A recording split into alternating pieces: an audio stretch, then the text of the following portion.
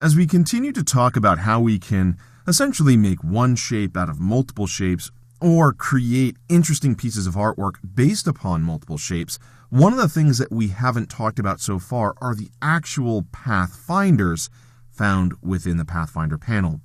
Of course, if you don't have the Pathfinder panel open, you can open it by coming up to the window menu, and from there you can choose Pathfinder.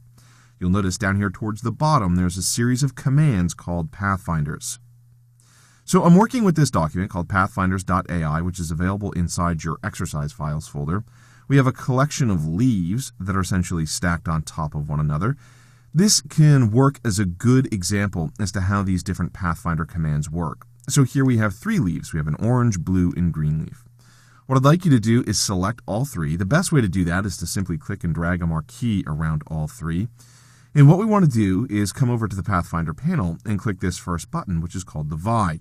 What Divide will do is essentially divide any overlapping areas into their own independent shapes. And so as I hover over this blue leaf, we can see that we are in fact essentially hiding a portion of the blue leaf with the green leaf. And you can see that blue line, that outline that intersects with the green leaf. And the same is true with this orange leaf.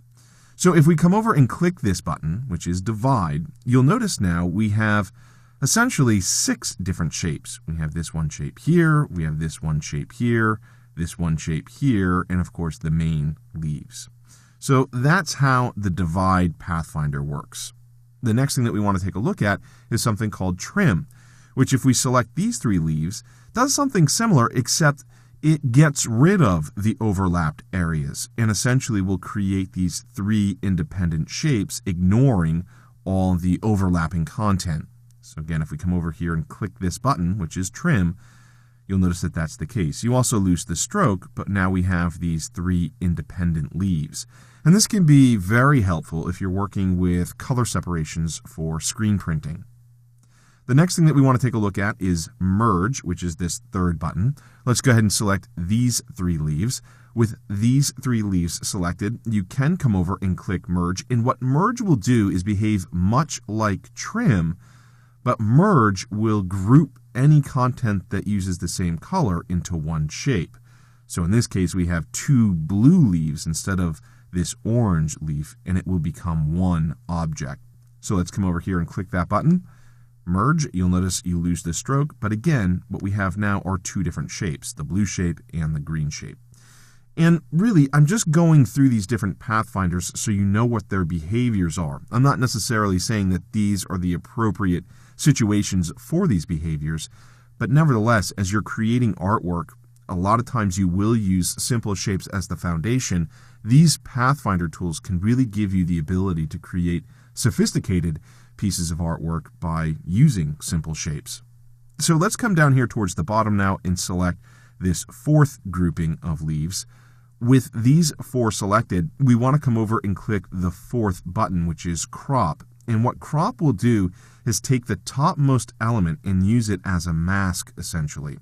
So in this case, I guess it doesn't really make much sense to crop that because we only have small portions of the leaves that overlap. So instead, what we want to do is come over and choose one of our drawing tools. I'll go ahead and select the rectangle tool. And in this case, I'm not going to use a fill color, so I'll just come over here and click None. And once you click None, you can then come over and click and drag a rectangle on top of these leaves.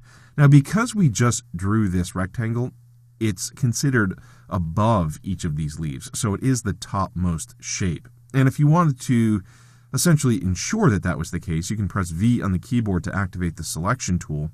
With this rectangle selected, you can come up to the Object menu. From there, you can choose Arrange, and then you can choose Bring to Front. But nevertheless, this will act now as a mask, essentially. It will reveal the content within the shape and hide the content outside of it. It almost behaves like a cookie cutter. So we're going to see the content of the leaves within this rectangle. Everything outside the rectangle will be cropped off. So let's go ahead and select all 4 of those shapes, come over and click Crop, and you'll notice that that's the case. So next we have Outline, and if we come over and select all of these leaves, these 3, what Outline will do is divide the shapes much like the Divide Pathfinder, except it's going to use strokes as the way to create the division. So if we come over and click outline, you'll notice that that is the case. It's kind of hard to see here, but as you mouse over these paths, you can see they're all independent paths. And right now we don't have a stroke assigned to it necessarily. So what we want to do is select the stroke swatch, and all we have to do here really is increase the weight of the stroke. So if I choose 3 points, you'll notice that the stroke now takes on the fill color attributes. But again, we have really 6 independent shapes here. The last thing that we have over here is something called minus back, which is the opposite of the shape mode that we used called minus front. If you remember, when we demonstrated minus front, what we did is we took 2 circles. So again, let's come over and choose the ellipse tool. With the ellipse tool, I want you to use a black stroke. It doesn't matter if you use a fill or not, but if you click and drag 2 circles on top of one another, remember what we did, if we press the V key on the keyboard to activate the selection tool, is we selected both of these circles, and we came over and we clicked minus front, and that would create a crescent-like shape. Well, if we undo that, Command Z or Control Z, if we go ahead and click minus back, the opposite will happen. I'll go ahead and do that. You'll notice that the crescent shape now is applied to this topmost shape. So those are the Pathfinders, and these Pathfinders can be helpful, again, when you're trying to create more sophisticated shapes based upon multiple shapes, and traditionally those multiple shapes will be basic shapes or more basic shapes to ultimately help you produce more complicated shapes.